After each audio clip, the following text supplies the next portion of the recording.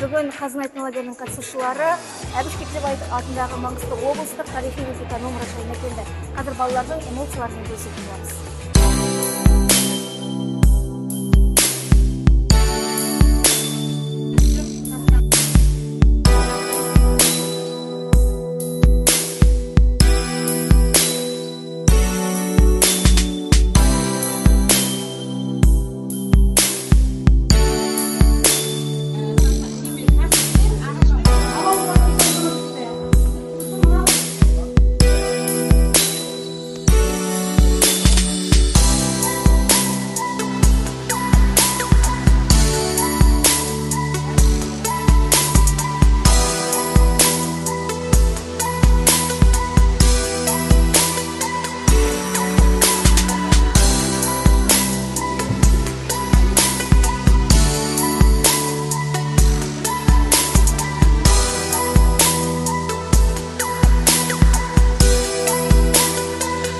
Бүгін біз лагерь болып, облыстық музейге келдік. Бұл жердегі әрбір кабинетте қызықты мұражайда сақталған мұралар қалған екен. Бізге лагерде өте күшті болып жатыр.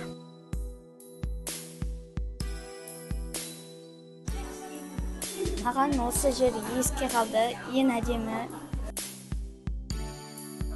Сақта тастар, қылымдар ұнады. Адамды жерлеу рәсімі ұнады. Жабайы адамдар мен жабайы жануарлар, құстар. Қолдан жасалған бұйымдар.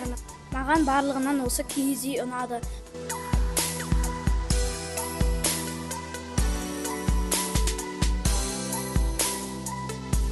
Жақсы балалар, сіздерге мұражайдың ішінде не ұнады және не есте қалды? Маған Әбіш Кекілбайұлының музейінде құстар мен өзінің үйінің іші ұнады. Маған ежелгі тарихы, өздерінің қол өнері, құмыра, солар заттар ұнады.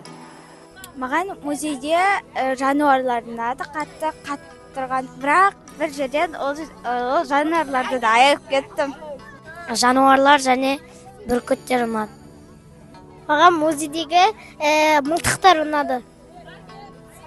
Маған бәрі ұнады. Маған музейдегі адамдардың киімдері мен өздерінің қалай өмір сүргендері ұнады. Маған осы жердегі жануарлармен және мылтықтар және Әбіш ұлының жеткен жетістіктері ұнады. Біз қазір ғана Әбіш Кекілбаев атындағы музейден шықтық. Балалардың эмоциясы өте ерекше. Енді қазір Қабиболла Сыдиықов атындағы Маңғыстау облыстық Әмбебап кітапханаға жол тартамыз.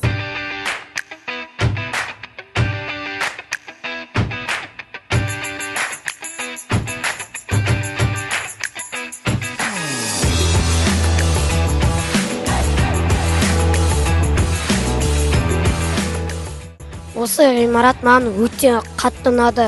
Ол әсіресе бүлдіршіндерге арналған. Мен жиі келіп тұрамын.